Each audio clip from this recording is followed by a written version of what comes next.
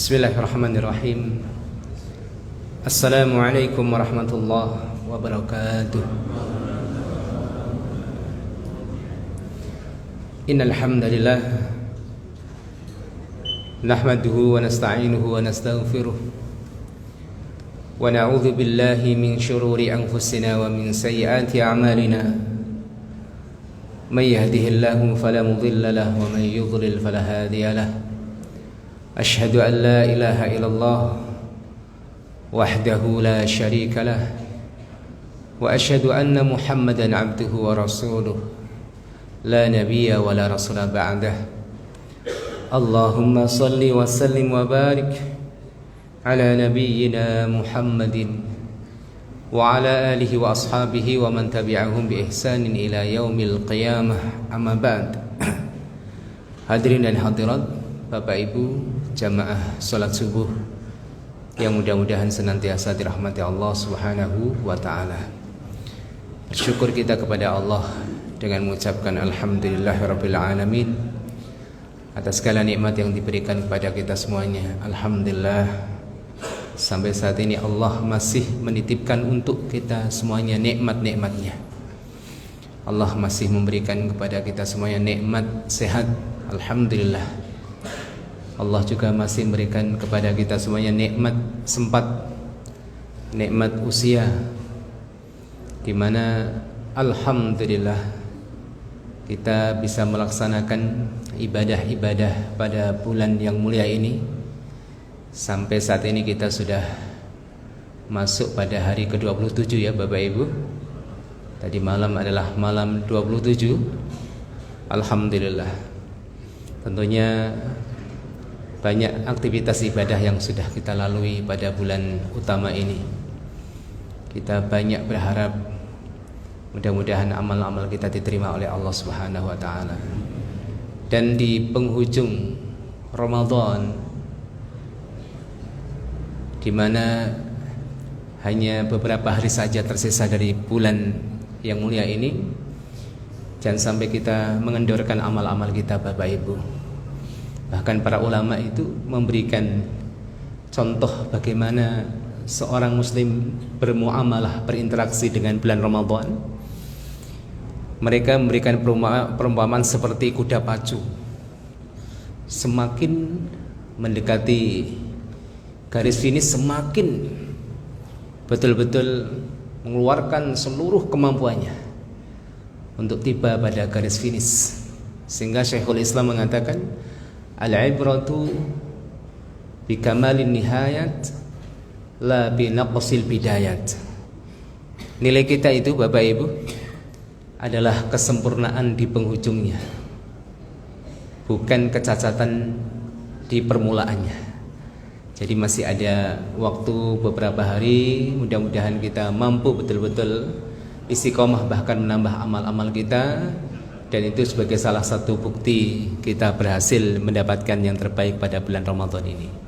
Bapak Ibu jamaah sekalian yang dirahmati Allah Subhanahu wa taala, pada kesempatan pagi hari ini insyaallah kita akan membawakan sebuah hadis yang diriwayatkan oleh Al-Imam At-Tirmidzi dari sahabat Mu'adz bin Jabal radhiyallahu anhu, di mana beliau menuturkan, qultu ya Rasulullah, aku berkata, wahai Rasulullah, akhbirni bi'amalin yudkhilnil jannah wa yuba'idni 'anil nar. Kabarkan kepadaku tentang amalan yang dapat memasukkan aku ke dalam surga dan menjauhkan aku dari neraka.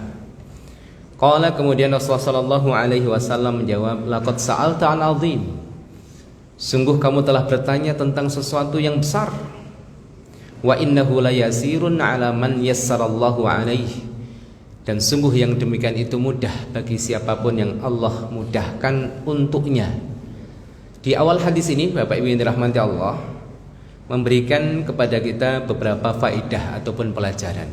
Yang pertama yaitu sahabat Rasulullah SAW, Sayyidina Mu'adz bin Jabal, dan tentunya adalah para sahabat-sahabat yang lain ridwanullah alaihim ajma'in, yaitu mereka adalah orang-orang yang pernah bertemu dengan Nabi dalam keadaan beriman, dan meninggal dalam keadaan beriman. Bertemu ya Bapak Ibu, bukan melihat.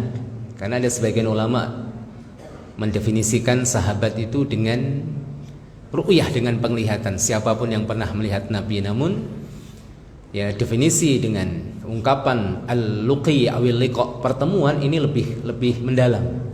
Karena di antara para sahabat ada yang ditakdirkan tidak melihat. Maka hal tersebut tidak menafikan suhbah, kesahabatannya dengan Rasulullah SAW. Mereka orang-orang yang pernah bertemu dengan Nabi dalam keadaan beriman dan meninggal dalam keadaan beriman. Mereka lah sahabi, sahabat Nabi. Mereka adalah generasi terbaik pada umat ini. Kalau kita ingin menjadi orang-orang yang mulia, ikutlah jalan mereka, orang-orang yang mulia, para sahabat ridwanullah alaihim ajma'in. Dan salah satu penyebab keutamaan yang ada pada para sahabat, karena mereka para sahabat adalah generasi yang menjadikan orientasi hidupnya akhirat, Pak. Apapun aktivitas yang mereka lakukan, semuanya untuk akhirat. Itu luar biasa, Masya Allah. Mereka adalah hamba-hamba Allah yang kaki-kaki mereka masih berpijak di bumi, namun hati mereka tergantung tinggi di langit sana. Ini luar biasa. Hal ini bisa kita dapatkan buktinya dari pernyataan mereka, pertanyaan yang diajukan kepada Rasulullah. Banyak hal yang bisa ditanyakan kepada Nabi, namun sangat jarang pertanyaan yang diajukan kepada Rasulullah tentang duniawiyah. Di sini Mu'adz bin Jabal bertanya tentang surga, tentang amalan yang bisa mengantarkan ke surga.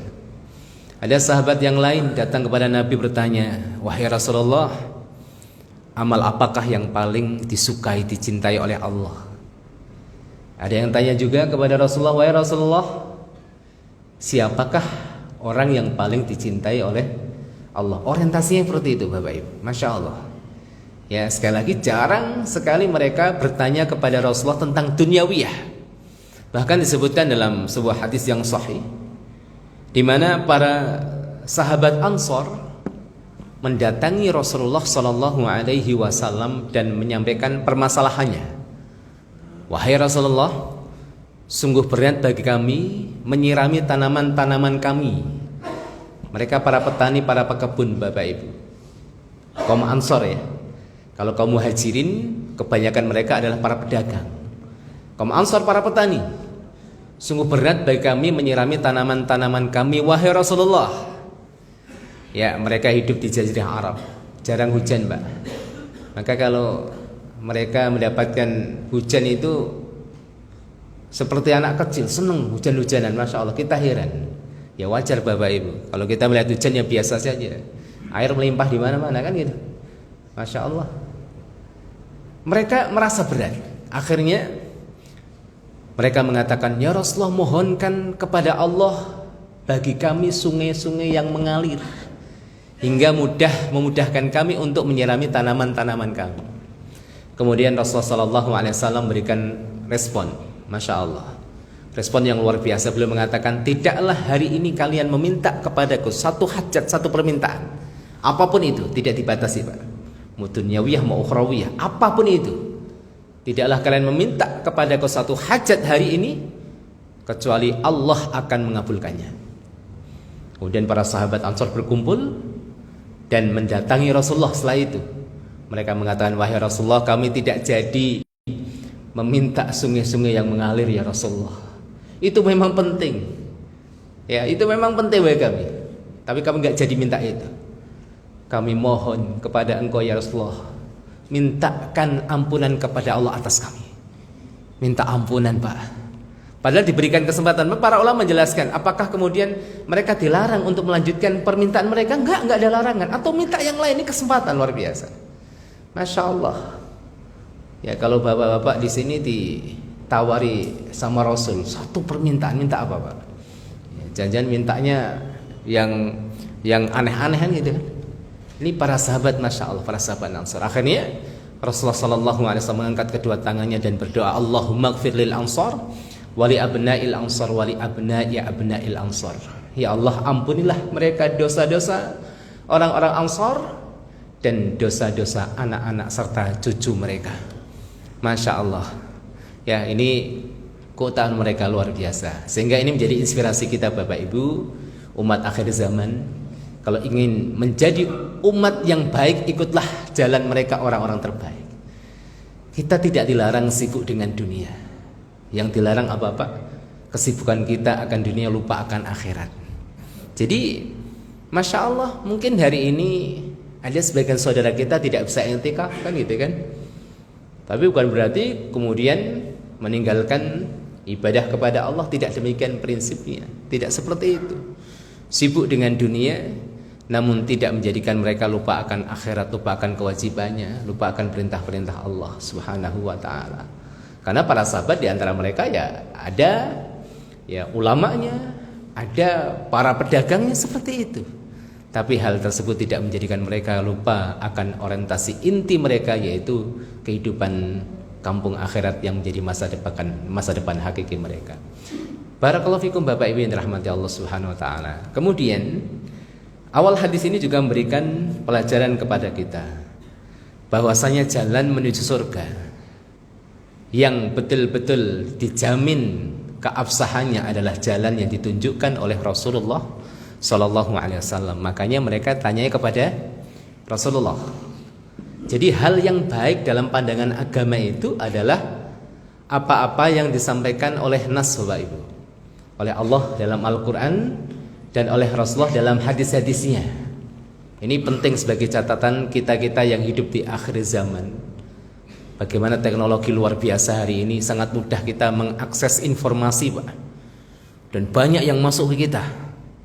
Bahkan di antara informasi yang masuk ke kita adalah hal-hal yang terkait dengan agama kita, keutamaan-keutamaan dalam amal-amal soleh.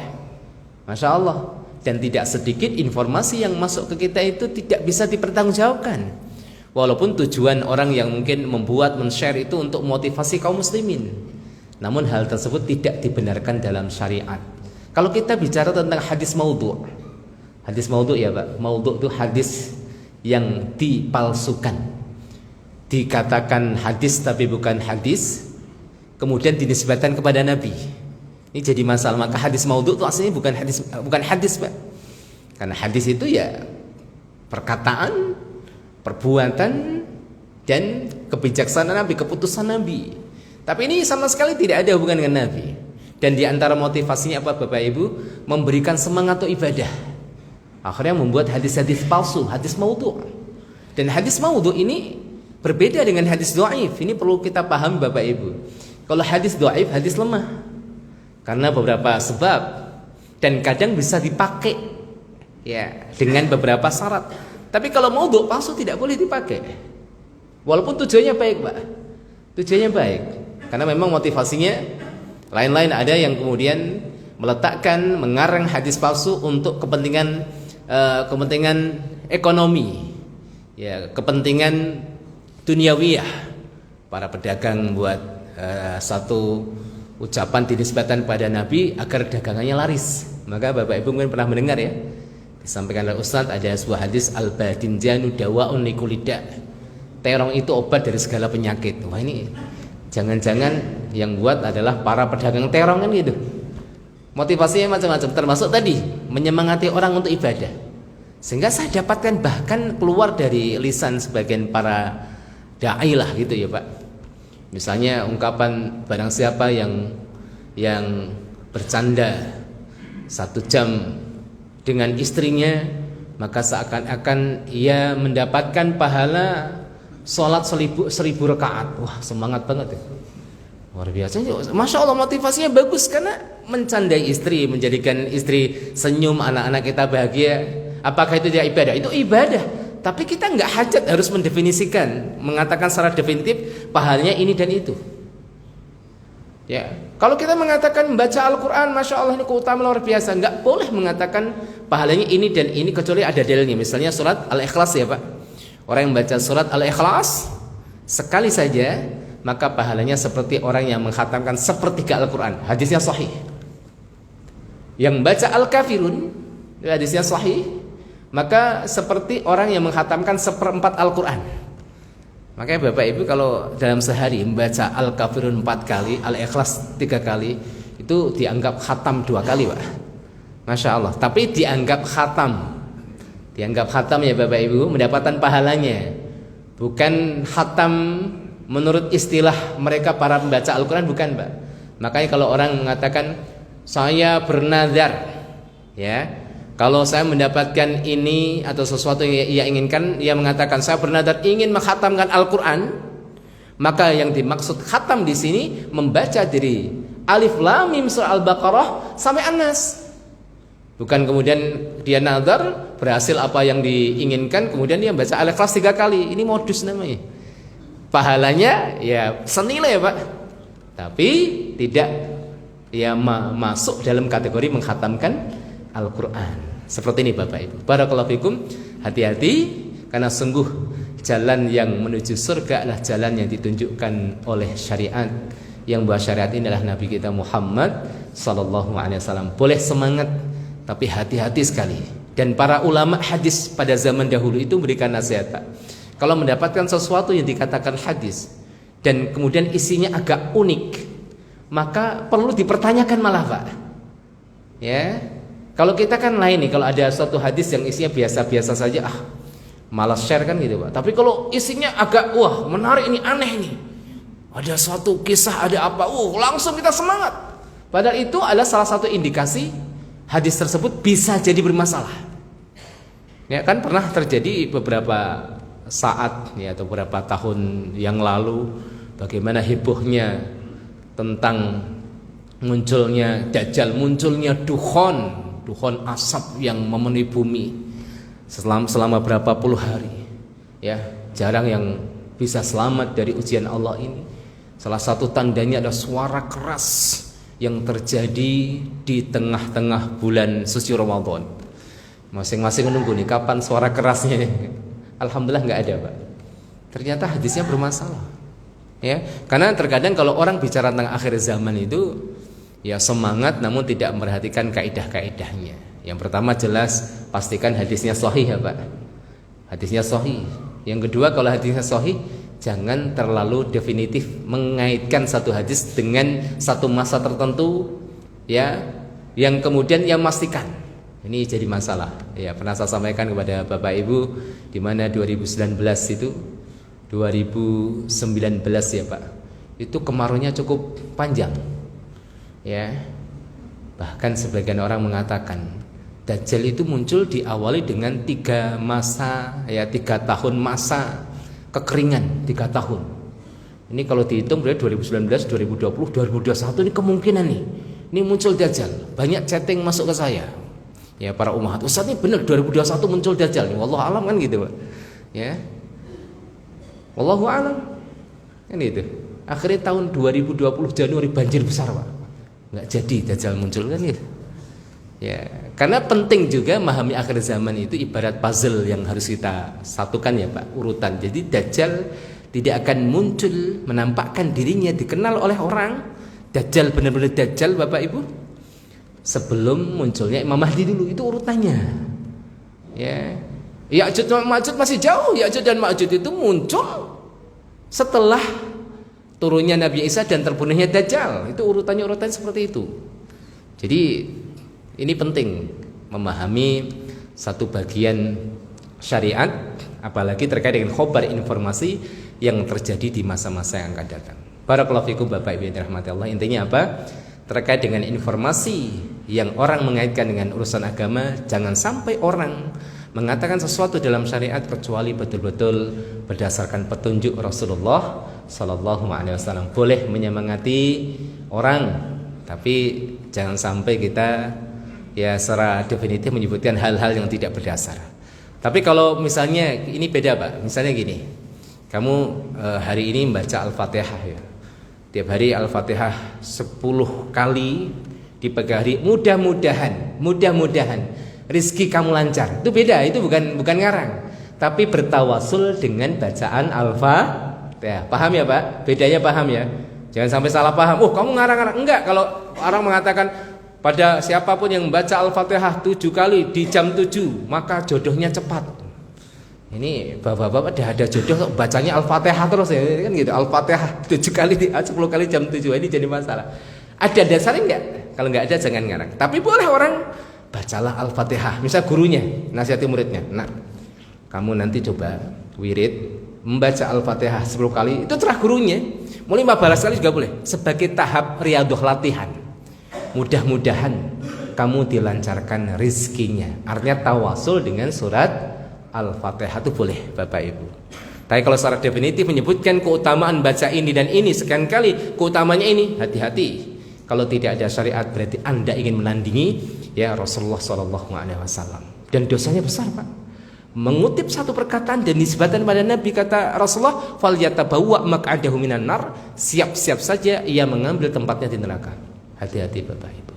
Ya, maka ini pesan kami ketika kita mendapatkan satu motivasi dan itu dikaitkan dengan hadis Rasulullah dan isinya kok agak unik ini. Ya, agak unik. Maka tanyakanlah kepada para ulama apakah yang seperti ini pantas di-share, pantas disebarkan. Khawatirnya kita malah menjadi orang yang mendustakan ya satu perkataan dan kita nisbatan pada Nabi kita Muhammad sallallahu alaihi wasallam. Kemudian Bapak Ibu yang dirahmati Allah Subhanahu wa taala, pelajaran berikutnya dari awal hadis ini yaitu tentang amal-amal saleh. Kata Rasulullah, amal-amal saleh itu azim, yang mana amal-amal itu mengantarkan para hamba menuju surga Allah. Azim itu besar. Kalau bahasa kita adalah sesuatu yang spesial, Pak, bukan kaleng-kaleng, bukan urusan yang sepele. Wah, nggak sembarangan. Artinya nggak sembarangan orang dikasih seperti ini. Tetapi hal tersebut mudah bagi siapapun yang Allah mudahkan untuknya. Bil maknanya apa Bapak Ibu?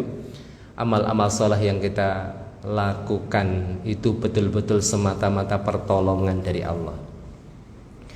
Malam tadi kita bisa i'tikaf, bisa menyelesaikan berapa juz.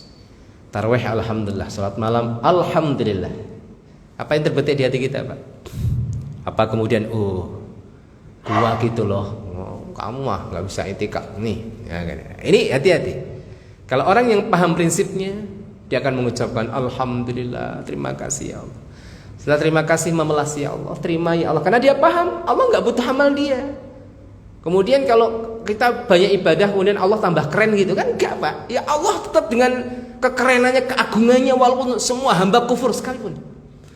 Ini penting, ya kan? Ucapkan alhamdulillah, melas kepada Allah, terima ya Allah sesuatu yang pada dasarnya engkau tuh nggak hajat. Makanya Bapak Ibu pentingnya prinsip isti'anah fil ibadah, memohon pertolongan kepada Allah dalam urusan ibadah. Iyyaka na'budu wa iyyaka nasta'in. Ya, sampai Al-Imam Al-Qayyim mengatakan al-ibadatu bila isti'anatin naqsun, ibadah yang tidak diiringi dengan isti'anah itu cacat, Pak. Maka isti'anah itu tidak hanya masuk ranah duniawiyah. Kadang orang itu mindsetnya kurang tepat Bapak Ibu. Kapan kita minta pertolongan pada Allah? Kadang orang mikirnya dalam masalah duniawiyah. Bahkan ada kesan Allah itu hanya kita libatkan dalam problematika hidup kita saja.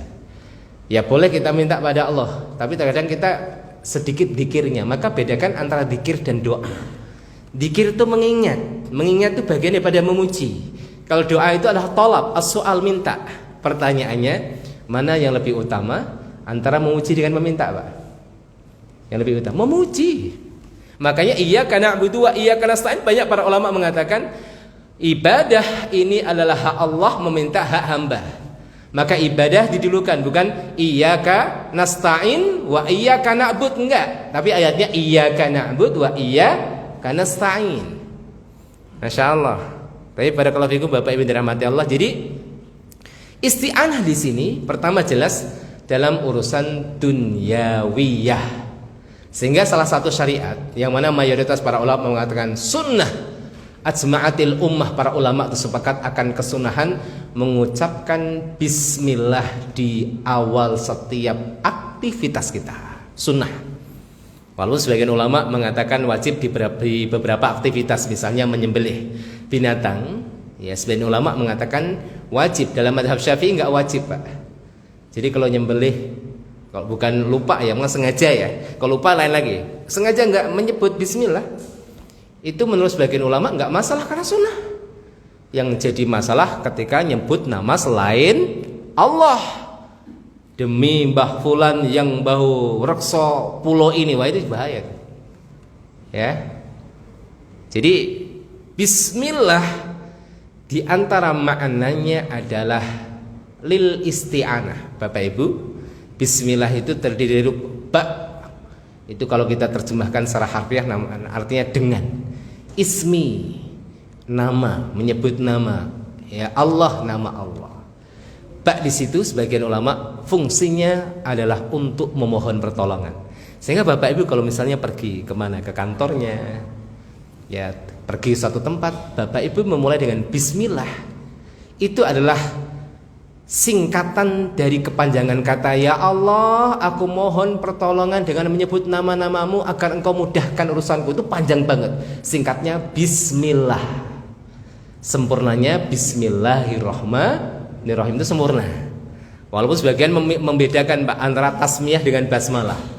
Kalau tasmiyah itu hanya bismillah stop, kalau basmalah bismillahirrahmanirrahim.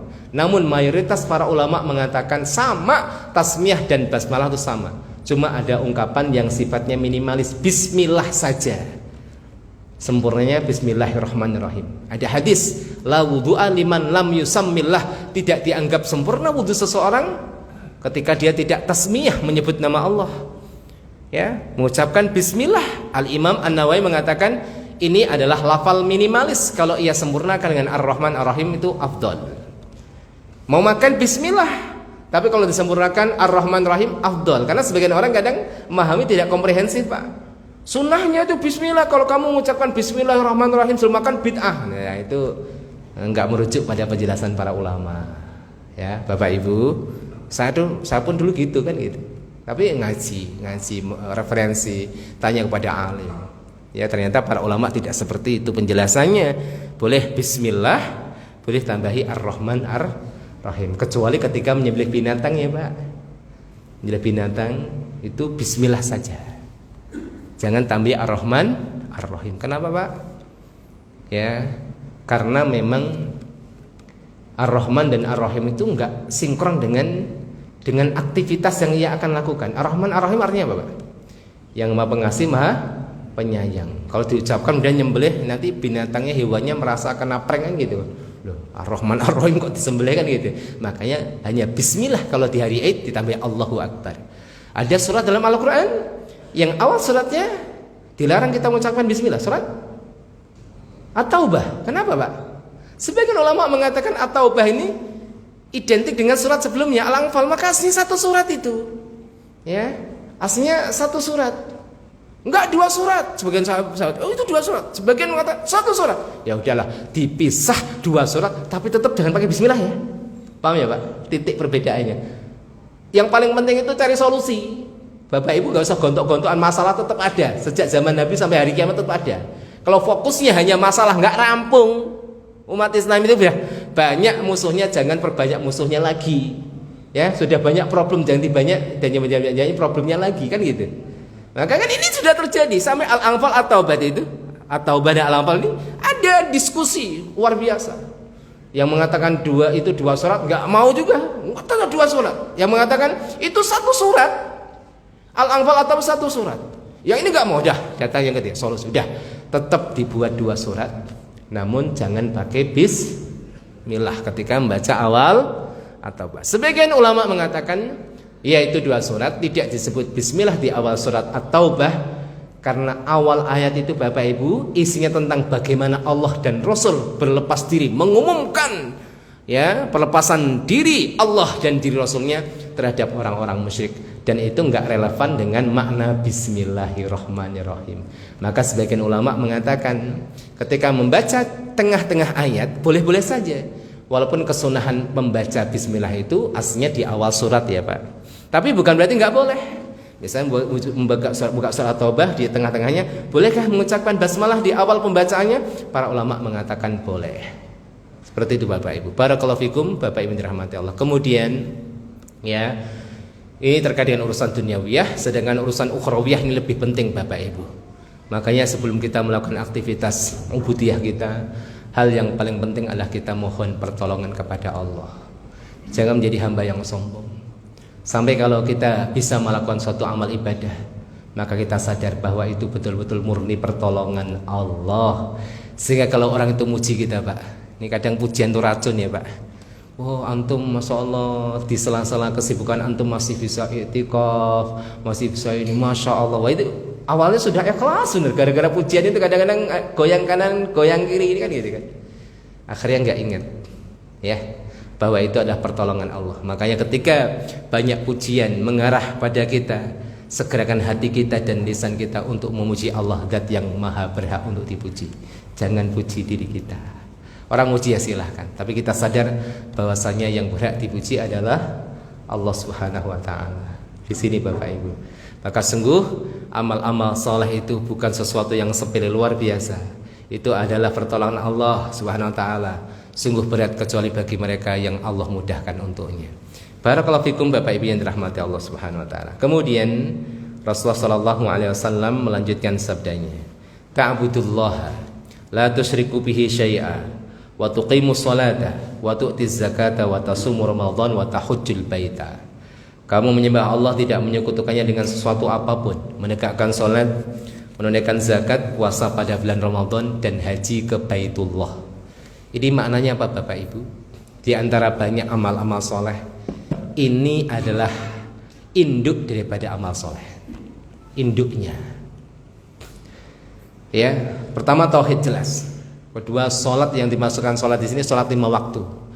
Maka sholat sebanyak apapun dari sholat-sholat sunnah itu tidak akan bisa mengalahkan keutamaan sholat subuh walaupun 2 rakaat. Kadang setan masuk ya di pemikiran seorang hamba. Amal ibadah yang afdal itu yang penting banyak. Tidak paham kaidahnya. Karena kaidahnya apa Pak? Kaidahnya adalah amal-amal yang sifatnya wajib tidak bisa dikalahkan dengan amalan sunnah. Sholat 5 waktu, Masya Allah. Ya ini. Kemudian zakat. Ada orang gemar sekali sedekah. Zakat gak dikeluarkan. Biasanya kenapa Bapak Ibu? Pertama bisa jadi karena faktor ilmu. Maka Al-Imam Ibnul Jauzi punya salah satu karya yang bagus itu Talbis Iblis. Perangkap-perangkap setan itu bagus Pak. Perangkap setan untuk mereka orang-orang yang ahli tasawuf, yang mereka orang-orang mengutamakan hati. Ada perangkap-perangkapnya. Ya, perangkap setan terhadap mereka para pelajar ilmu, perangkap setan terhadap mereka para penghafal Al-Quran. Ini penting Pak. Dan sampai kita kemudian menyangka diri kita itu sudah wah, tapi kita ternyata masuk dalam perangkap setan. Buku itu bagus, sudah ada versi Indonesianya untuk kehati-hatian kita. Ya bisa jadi orang jauh daripada ilmu. Ataupun terkadang karena hawa nafsu. Karena hawa nafsu. Maka ada orang yang misalnya gini Pak, umroh berkali-kali. Wah umroh berkali-kali. Umroh mayoritas para ulama hukumnya sunnah, beda dengan haji. Sebagian kecil mengatakan wajib sekali seperti haji. Kalau berkali-kali sepakat itu sunnah. Umroh Masya Allah, tapi zakat males. Zakat wajib, umroh berkali-kali hukumnya apa? Sunnah. Ya kan? Maka hati-hati Bapak Ibu, terkadang ini nasihat untuk saya dan jamaah kaum muslimin sekalian. Ya, umroh itu suatu ibadah yang ada sisi senangnya itu jalan-jalan. Ya, beda dengan zaman Nabi dulu Masya Allah kan. Wah ini jalan-jalan di sana Masya Allah, shopping-shopping kan ada sisi senangnya. Hati-hati, tata hati kita, kelola hati kita, ibadah kepada Allah. Jangan sampai dohirnya itu ibadah, namun hatinya di sana tersimpan syahwat yang tersembunyi di balik nama ibadah. Baik, ini penting kita paham. Puasa Ramadan jelas nggak bisa dikalahkan dengan puasa sunnah yang lain. Haji ini amalan induk. Makanya ada seorang Arab Badui datang kepada Nabi, tanya tentang Islam, dijelaskan syariat ini Pak. Sampai ia mengatakan, demi Allah aku tidak akan menambah, tidak akan mengurangi. Ketika ia beranjak meninggalkan Rasulullah, apa kata Rasulullah? Aflaha, qad aflaha in sadaq. Dia akan selamat. Dalam riwayat disebutkan dia akan masuk surga kalau dia jujur. Di sini, ini amalan-amalan induk. Di antara amalan-amalan induk di sini, yang paling afdol adalah tauhidullah, mengesahkan Allah, Pak. Bapak Ibu, tauhid kita jaga, kita mengenali hal-hal yang bisa merusaknya. Kadang kita prihatin ya Bapak Ibu, sebagian dari saudara-saudara kita ketika diuji oleh Allah, bukan rujuknya kembali kepada Allah. Kita prihatin sekali. Ya ini terjadi misalnya musibah gempa, musibah banjir atau apa. Malah ada orang yang kemudian menyampaikan informasi yang Kita sendiri nggak melihatnya. Oh, ini yang bawa rasa tempat ini marah, minta ini dan itu, kan gitu kan. Susah, kadang permintaannya susah kan gitu kan. Minta disembelihkan unta, wah ini nyari unta agak susah di Indonesia kan gitu. Dengan ciri-ciri khusus, agak repot. Ya. Ini menjadi parah keadaannya, musibah di atas musibah, apalagi ketika menyembelih binatang tersebut tidak menyebut nama Allah, jadi tambah masalah lagi. Ya, ini prihatin Bapak. Jadi tauhid ini penting. Tauhid ini inti ajaran para nabi. Kita yakin dengan seyakin-yakinnya bahwa agama para nabi adalah agama tauhid. Sedangkan secara fikih Bapak Ibu, yaitu aktivitas keseharian umat-umat Rasul itu terkadang berbeda. Antara ajaran yang dibawa oleh Nabi Musa dengan Nabi Muhammad berbeda, ada perbedaannya Bapak Ibu. Kita dimuliakan oleh Allah dengan beberapa syariat yang itu cenderung lebih mudah. Misalnya apa Pak? Syariat tayamum itu enggak ada pada umat sebelumnya. Maka ada satu hadis di mana Rasulullah mengatakan, aku diberi 5 hal yang tidak diberikan kepada umat pada nabi sebelumku. Salah satunya adalah dijadikan tanah ini adalah tempat sholat dan sarana untuk menyucikan. Boleh bersuci dengan tanah tayamum, dan boleh sholat dimanapun kita berada. Syariat zaman dulu tidak boleh ibadah kecuali di tempat yang memang disiapkan untuk ibadah. Kalau kita berada di tanah lapang, kemudian ada panggilan sholat, kita nggak mungkin menuju satu tempat khusus, nggak apa-apa sholat di tanah lapang. Ini syariat khusus ya bagi umat Nabi kita Muhammad Sallallahu Alaihi Wasallam. Tapi barakallahu fikum, namun ketika bicara tentang tauhid, itu agama para nabi satu. Bahkan dalam agama Nasrani kita dapatkan salah satu sekte di agama mereka itu ada sekte tauhid, Pak. Mereka mengatakan bahwa Isa itu adalah nabi, bukan anak Tuhan. Ada sektenya ada. Di beberapa tempat di Amerika Latin saya temu dengan beberapa orang menyampaikan ke kita seperti itu faktanya. Masya Allah, cuma bedanya mereka tidak mengakui Muhammad sebagai nabi terakhir. Tapi mereka mengakui Nabi Isa itu adalah nabi.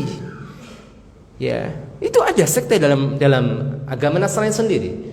Dan bahkan memang Rasulullah sudah menyampaikan ya, Pak. Orang Yahudi, mereka Yahudi terpecah menjadi berapa? 71 bagian.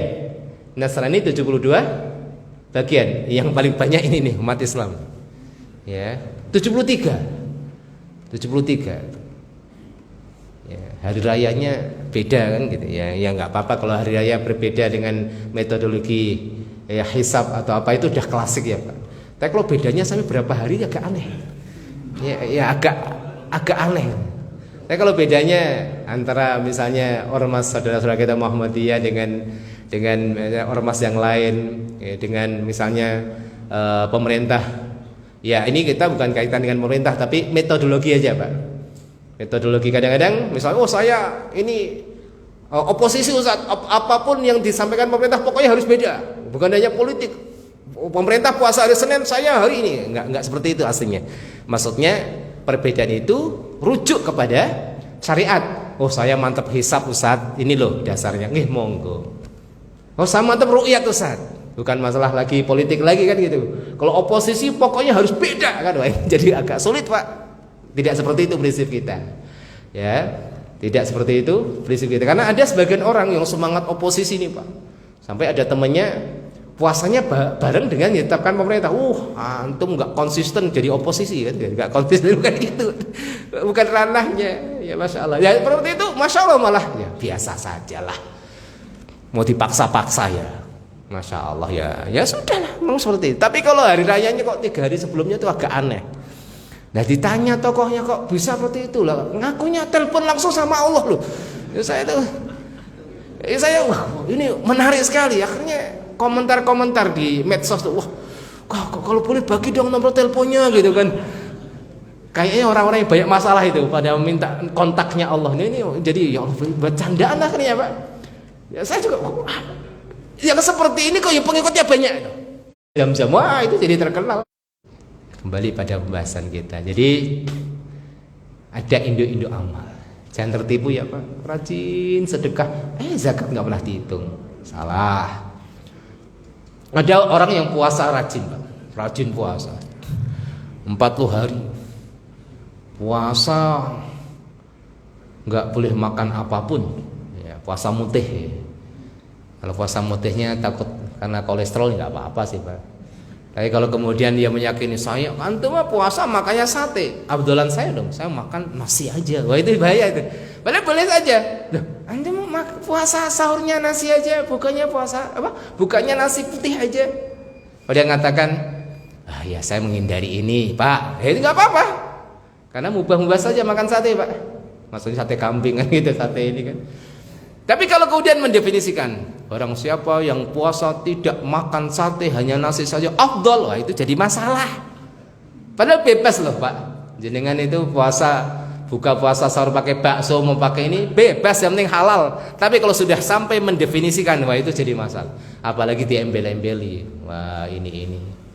Kecuali pengen latihan lain lagi, Pak. Kok meninggalkan siapa yang latihan mencoba agar hati saya nggak terlalu terkait dengan dunia, nggak apa-apa. Latihan artinya ya Allah ingin merasakan bagaimana orang yang jarang makan enak ya Pak, agar muncul di hatinya kasih sayang, itu bagus. Maka termasuk puasa ini kan latihan kita bisa makan bisa minum halal kok. Cuma Allah buat sarana bagaimana kita itu tumbuh rasa rahmat kita terhadap mereka orang yang makan aja sulit Pak. Kan gitu, makanya kan ya Allah kadang kita tuh buka puasa tuh nangis sedih gitu. Makanan kita tuh boleh milih apapun, bahkan bingung memilihnya. Ada orang yang tanya ke Syekh, ya Syekh, apakah puasa saya itu sah? Dia telepon ke Syekh di Saudi Arabia yang membuka telepon komunikasi interaktif ya, langsung live. Ada yang telepon dari saudara kita Afrika, Syekh, puasa saya itu sah atau tidak? Emang kenapa?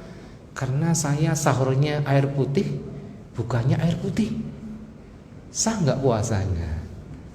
Kalau orang ngerti, masya Allah, jawabannya bukan hanya fikih Pak. Kalau orang nggak ngerti, jawabannya fikih, ya sah gini kan gitu. Kalau orang ngerti dah, dia nggak bisa jawab, nangis saja. Oh ya Allah, gitu. Secara fikih sah Pak, ya kan? Tetapi ya Allah ya Rabb, itu memukul betul gitu. Ya Allah, kita hari ini bingung milih makanan gitu. Sedangkan nggak tahu hari ini saudara-saudara kita di Palestina, ya Allah ya Rabb. Ya inilah kondisi kita hari ini kaum muslimin ya Bapak Ibu. Kita mendoakan, maka tolong disisipkan Bapak Ibu di waktu-waktu mustajabah. Tolong disisipkan doa kebaikan bagi kaum muslimin. Makanya masya Allah tidak ada ruginya. Ada satu motivasi untuk kita. Barang siapa yang mendoakan ya kaum mukminin, satu kaum mukminin maka satu kebaikan untuknya. Bayangkan kalau kita berdoa Allahumma gfir lil mu'minin wal mu'minat. Itu kebaikan berapa yang kita dapatkan? Ya Allah ampuni orang mukmin laki-laki dan orang mukmin perempuan. Ditambah lagi Pak, al ahya'i minhum wal amwat. Oh itu dijamak bener itu. Yang mati dan yang hidup. Masya Allah dijamak itu. Kan itu, Masya Allah. Ini kebaikan yang luar biasa. Tapi pada kalau itu Bapak Ibu dirahmati Allah, sungguh induk daripada kebaikan tersebut adalah tauhidullah. Dan kita lanjutkan sedikit Bapak Ibu. Rasulullah SAW kemudian menyampaikan dalam lanjutan hadisnya, summa qala ala adulluka ala abwabil khair, maukah wahai Mu'adz aku tunjukkan kepadamu pintu-pintu kebaikan. As-shaumu junnatun, puasa adalah tameng. Wa shadaqatu tudfi'ul khati'ata kama yudfi'ul ma'un nar, dan sedekah itu dapat menghapus dosa sebagaimana air memadamkan api.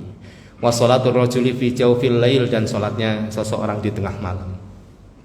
Ada poin yang penting di sini Bapak. Amal-amal soleh yang disebutkan oleh Rasulullah di sini. Pertanyaannya, apakah memang terbatas pada apa yang disampaikan oleh Rasulullah? Kan ada 3 ya Pak. Apa itu? Puasa, sedekah, salat malam. Pada hakikatnya amal-amal soleh yang disebut dengan ungkapan abwabul khair, pintu-pintu kebaikan. Pintu itu untuk mengantarkan kepada ruang yang lain. Pintu-pintu kebaikan mengantarkan kepada ridho Allah. Disebutkan 3 di sini, walaupun sesungguhnya pintu-pintu kebaikan sangatlah banyak.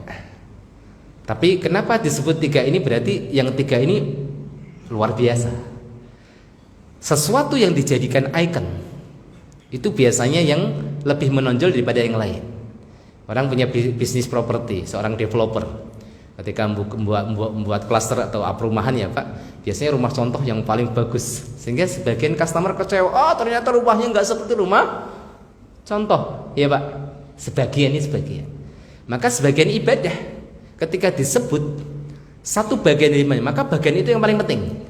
Haji banyak nggak ini ritual aktivitasnya? Banyak Pak, ada tawaf, ada sa'i, macam-macam, ada lempar jumroh. Tapi apa kata Rasulullah? Al-hajju arafah. Haji itu arafah. Salat itu banyak, tapi saya disebut oleh Allah rukuk dan sujudnya. Ya, warka'u ma'ar raki'in, rukuklah bersama orang-orang yang rukuk. Apakah salat rukuk saja? Enggak. Berarti rukuk itu penting. Rukuk. Nah, di sini Bapak Ibu. Maka 3 ini Masya Allah, walaupun pintu-pintu kebaikan sangatlah banyak. Sehingga ini saya ulang lagi Bapak Ibu, bagaimana muamalah kita di dalam ubudiyah kita kepada Allah. Seorang hamba punya batas minimal. Ini sering saya ulang, pengingat bagi saya dan Bapak Ibu. Batas minimal seorang hamba itu apa Bapak Ibu? Melaksanakan yang wajib, meninggalkan yang haram. Itu batas minimal, pol minimal. Baru plus-plusnya. Nah ini plus-plusnya, jangan hanya stop situ. Plus-plusnya itu terkadang berbeda antara satu dengan yang lain. Tanawwa'at ajnasul a'mali litanawwa'i waridatil ahwali. Perbedaan amal soleh antara satu hamba dengan hamba yang lain itu dipengaruhi dengan ahwal, keadaannya. Keadaan di sini ada 2, al-halah an-nafsiyah ma'allah, keadaan pribadi seseorang dengan Allah. Yang mana Allah tuh suka-suka, Allah membuka jalan orang untuk mendapatkan kebaikan. Tadi kan kita sudah paham, kebaikan yang kita lakukan itu pertolongan siapa? Allah. Dan orang itu macam-macam. Ada orang yang disentuh hatinya untuk menjadi hamba yang takut sama Allah. Yang memang dengar ayat aja mudah baper Pak, ya Allah. Ditanya, paham nggak Pak? Nggak paham sih Ustaz, yang penting baper gitu. Ya, yang penting, wah itu masa memang hatinya disentuh seperti itu. Kalau mendengarkan peringatan, ya Allah, ingat akhirat terus, hatinya itu terpancar nur ma'rifatullah. Ya, mendengar kata-kata wallah sari'ul hisab, Allah maha cepat hisabnya ya Allah.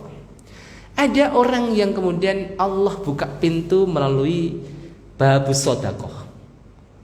Orang itu Masya Allah, kalau sedekah nggak mikir-mikir, kalau nggak di stop takutnya malah cenderung jor-joran. Kan ada sahabat yang seperti itu. Stop sama Rasulullah tuh, Amr bin As. Ya Rasulullah, saya punya anak 1 nih, harta saya ini semua. Jangan, kamu masih punya anak juga. Itu di stop sama Rasul. Ada orang modelnya seperti itu Pak. Ada orang yang Allah mudahkan, bukakan pintu kebaikan menuju Allah lewat Al-Quran. Ya, Masya Allah, bisa hafal Al-Quran, bacanya bagus. Tapi kan nggak sama ya Pak, antara satu dengan yang lain. Kalau kemudian pintu itu cuma satu Bapak Ibu, ini jamaah Masjid Al-Ikhlas, misalnya pintu kebaikan itu hanya lewat hafal Al-Quran. Apa nggak mikir kita Pak? Apa nggak ada jalan yang lain Ustaz kan ini? Saya pengen, tapi ngapal 5 ayat, hilangnya 10 ayat Ustaz, utang itu loh, bukan nambah. Ya, ada orang yang dibuka oleh Allah kuat tahajudnya. Ada Pak, sedekahnya biasa-biasa saja, tapi tahajudnya kuat. Ada orang yang namanya ngaji seneng, Masya Allah. Ada orang yang senengnya share pengajian aja, share aja Pak. Ya share, ngaji ini sama ustadz ini, datang ya enggak juga gitu kan ya. Ya mungkin jalan kebaikannya tadi share aja kan gitu kan. Masya Allah. Dengan share itu banyak orang datang juga. Ya emang itu dia spesialnya share jadwal kajian aja, bukan datang ke pengajian. Ya Masya Allah. Ada orang senang datang, pokoknya senang walaupun ngantuk ya kan datang gitu kan. Cari barokahnya ngaji gitu. Ya, Ini tergantung Allah, suka-suka Allah. Kemudian belum al-halah al-ijtimaiyah, status dia di dalam sosial masyarakat. Ada orang yang Masya Allah, ya Pak, nggak punya tanggungan, nggak punya ini, muda, nggak punya istri, nggak punya, udahlah itikaf, nggak mikir, nggak apa-apa, sana alhamdulillah kaum muslimin udah nyiapkan sahur buka kan gitu. Ada orang yang masih punya tanggungan Pak. Maka jangan sampai kemudian kalau dia nggak kerja di hari itu, gajinya bukan bulanan, harian, dia malah itikaf full, anak istrinya kelaparan, itu nggak ada pahala itikaf antum. Nggak seperti itu prinsipnya. Maka ada orang yang izin ke Rasulullah, ya Rasul jihad ya. Kenapa? Wah, kalau kita baca fadilah jihad itu luar biasa. Tapi apakah semua diizin oleh Rasulullah? Enggak. Orang tua kamu masih ada. Saya dengar orang tua kamu tuh sudah sepuh. Iya Rasulullah, jihadmu yang rawat itu. Ya, ada santri datang, saya ustaz, pengen banget belajar di pesantren gitu kan. Tapi nggak ada biaya di sini, gratis. Ya, rumah Quran saya ini pesantren gratis untuk yang dewasa Pak. Tapi masalahnya punya orang tua yang tidak hanya butuh duit tapi butuh perawatan. Ya sudah, pulang ibadah kamu itu yang rawat orang tua itu. Nggak harus dipaksa ngaji, nggak harus dipaksa kamu harus hafal Quran. Tapi minimal kalau tidak 30 juz ya juz 30 itu penting loh Pak. Ini bapak-bapak ini ya, walaupun nggak 30 juz tapi juz 30. Nah di sini Bapak Ibu, makanya dengan prinsip seperti ini apa Pak? Jangan mudah memicingkan amal orang lain selama apa yang tadi batas minimalnya dipegang. Sekaligus ini sebagai pelajaran kita untuk membantah orang-orang liberal. Orang liberal itu gini, kadang-kadang gini Pak, menggunakan analogi. Misalnya ada orang nggak pakai kerudung, nggak pakai jilbab. Ya jilbab bagi seorang muslim wajib nggak Pak? Nggak boleh, wajibnya bagi muslimah. Ya. Iya Pak, kadang-kadang bagi muslim nggak boleh Pak. Ya ini bercandaannya Pak, tasliyah, intermezzo. Baik, ada mbak-mbak nggak pakai kerudung. Mbak kok nggak pakai kerudung? Dia jalan kebaikan banyak Pak, ya kan? Ada. Coba Bapak tahu kan angka 10? 10 itu apakah harus dengan jumlah 5 tambah 5 saja? Kan nggak harus. Bisa 7 tambah 3, 6 tambah 4. Wah, logikanya masuk kan? Oh iya juga ya. Buat apa orang pakai kerudung ini kerjaannya maksiat? Wah, tambah lagi. Bener. Walaupun nggak pakai kerudung yang penting baik. Wah, ini jadi rusak Pak. Ya. Mas kok makan B2? Lah, kita sama-sama pendosa, tinggal milih bentuk dosanya aja. Emang Mas nggak pernah dosa? Oh, ya juga ya, kan gitu kan? Jadi susah juga. Makanya Bapak Ibu tadi, ini berlaku bagi orang yang sudah megang yang wajib meninggalkan yang haram. Misalnya, Pak, kok nggak umroh sih Pak? Nggak umroh, duitnya banyak, padahal dia sudah umroh. Dia sengaja nggak umroh berkali-kali, ada satu prioritas. Mungkin dia harus menghidupi rumah Quran. Nah, kan gitu kan? Jalannya emang seperti itu, nggak boleh. Masya Allah, misalnya gini Pak, kita sholat subuh berjamaah, nunggu waktu syuruk sholat 2 rakaat, pahalanya seperti haji sempurna. Kita lihat di sana, ya Allah, bisa subuh kok buru-buru amat, dunia tuh seberapa sih kita butuh, hanya sepiring 2 piring. Kan kita ngelihat orang gitu kadang-kadang, padahal dia keluar dengan buru-buru habis sholat subuh itu Pak, untuk menjemput rezeki ada anak-anak yang di pesantren yang berada di bawah tanggung jawabnya dia. Kita terkadang terlalu cepat suudzon pada orang. Ya, paham ya Bapak Ibu? Ini penting banget.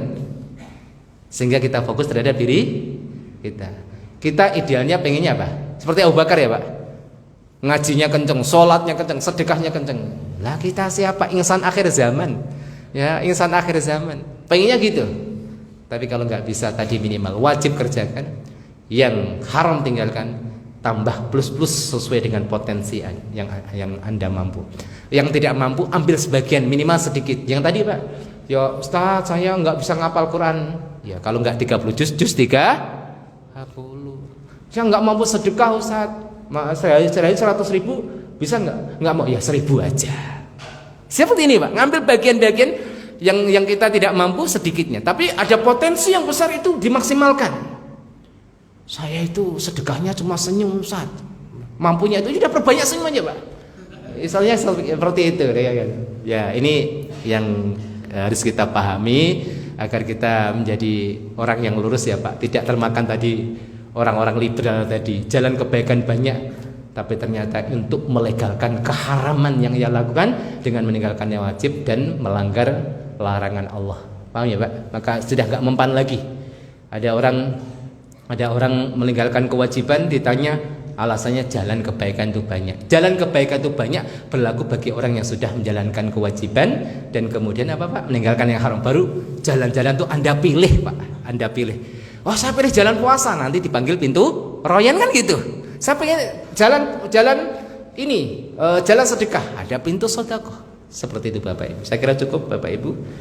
Masya Allah kelihatan lelah ini malam tadi kayak ngebut ini. Ya sudah lewat waktu syuruk, kita tutup saja dengan doa kafaratul majlis. Subhanaka Allahumma bihamdika asyhadu an la ilaha illa anta astaghfiruka wa atubu ilaik. Assalamualaikum warahmatullahi wabarakatuh.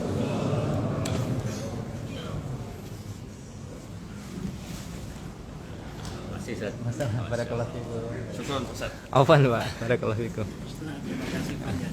Sama-sama. Waalaikumsalam. Assalamualaikum warahmatullahi wabarakatuh.